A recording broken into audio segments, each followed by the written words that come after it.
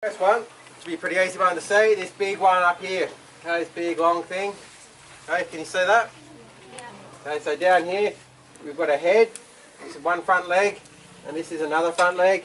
This is the belly, the back legs, and that's the tail just there. Okay.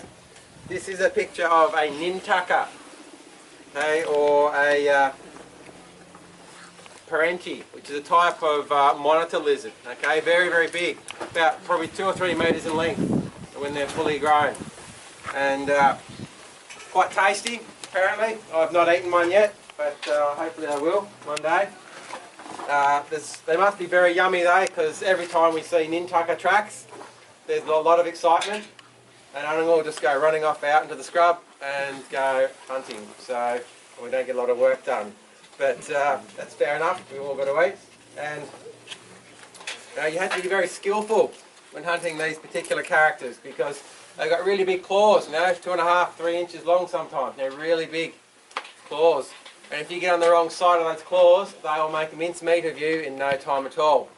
So Ananga will track them to their burrow if necessary, and dig down to the nest. Now this could take all day, and it would take teams of people digging down to the nest.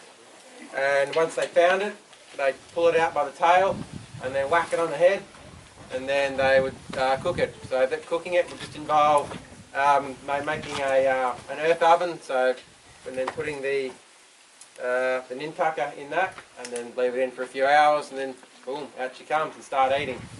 Now it was often the belly portion that was given to young children, so maybe, I don't know, children that were just weaning off breastfeeding and things like that. They were just starting on solids, because it was easy to eat, very nutritious, so high in fat, high in protein, so it was good for their muscle development and things like that. And sometimes, if it had eggs as well, they would cook those up inside the animal as well, so they were always tasty. Apparently it's a white meat, and yeah, very delicious. So hopefully one day I'll get to have a go on it. So very important for these young boys to learn these skills, how to hunt and catch these things, because there's none of this going down to the shops business to go and buy your food. If you wanted something to eat, you have to go and catch it. So these boys, they'd be learning how to hunt, pretty much from the moment they were born. It'd be an instinctual thing, and they'd be crawling around on their hands and knees learning how to track things and find things. So it's something that would come very naturally to them. So very important skill to have. Right, next one. Let's see these white circles here. Okay, this is a picture of a water hole.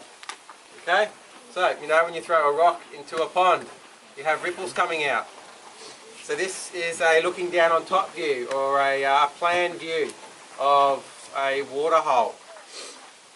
Now it's an image that you may see out on country in different places to indicate specific locations of water holes. There's one up at Kunju Gorge, carved onto the side of the rock there. It's been there for a very, very, very long time. And because sometimes Kunju Gorge is dry. Okay, this time last year it was bone dry.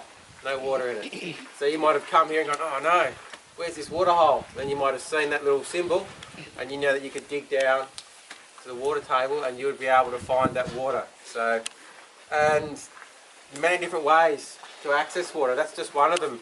And these young boys would be taught how to find water, because they didn't carry it around with them. Okay, they didn't carry, have fancy hydration systems or little bowls that they carried with them.